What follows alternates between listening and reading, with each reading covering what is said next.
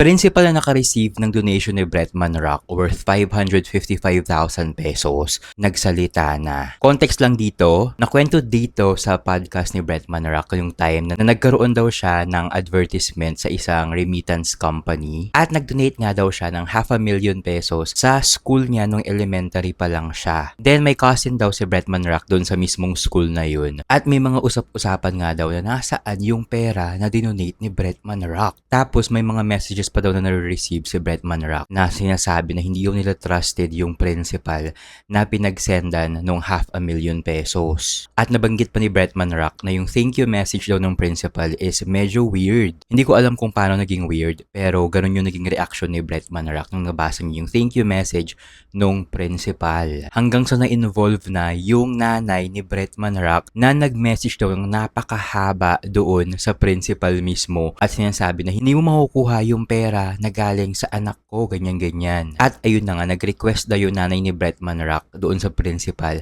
na sendan siya ng mga documentations, ng mga resibo, kung saan talaga ginastos yung 555,000 pesos na dinonate ni Bretman. At dahil dito sa podcast na to ni Bretman, ang dami tuloy ng bash doon sa principal na tinatawag siyang kurakot, ganyan, makasarili, at kung ano-ano pa. Pero ito naman yung explanation nung principal. Ayan siya, napakahaba. I-pause nyo na lang yung video para mabasa nyo yung explanation ng teacher. Pero to summarize, sa mga tamad magbasa, wala daw siyang intensyon na ibulsa or ilihim sa public yung donation na na-receive niya from Bretman Rock. Hindi daw niya alam yung gagawin niya kasi hindi daw mismo si Bretman yung nag-reach out sa kanya. So hindi niya alam, wala siyang idea na galing kay Bretman yung pera dahil isang buong team daw yung pumunta sa kanya. So may nag-reach out sa kanya at may pinapapirmahan na mga documents. Naging cautious daw siya dahil baka meron siyang ma-violate or magawa against doon sa kontrata or sa documents na pinipirmahan niya or pinapapirma sa kanya at baka daw siya pa ang mabaligtad in the end. So iniisip tuloy niya na baka daw ma-scam siya. Kaya naman nakipag-coordinate daw siya sa lawyer niya na friend. At eto pa, nag-reach out daw yung principal sa relative ni Bretman sa faculty at tinanong nga kung talaga bang kay Bretman galing yung 500,000 na donation. At mukha daw walang idea yung relative ni Bretman Rock. So yung relative kumontak pa sa nanay ni Bretman para i-confirm yung pera. Pero yung nanay ni Bretman wala din daw idea. So sabi nung nanay, tatanungin daw muna niya si Bretman to confirm. And it took weeks daw bago ma-confirm nung nanay ni Bretman na legit daw yung donation ni Bretman sa school niya nung elementary pa siya. At according doon sa principal, hindi daw totoo na nilihim niya na naka-receive siya ng pera. Sinabi daw niya to sa ibang faculty members, pero sinabihan din niya yung ibang faculty members na wag munang ipagkalat dahil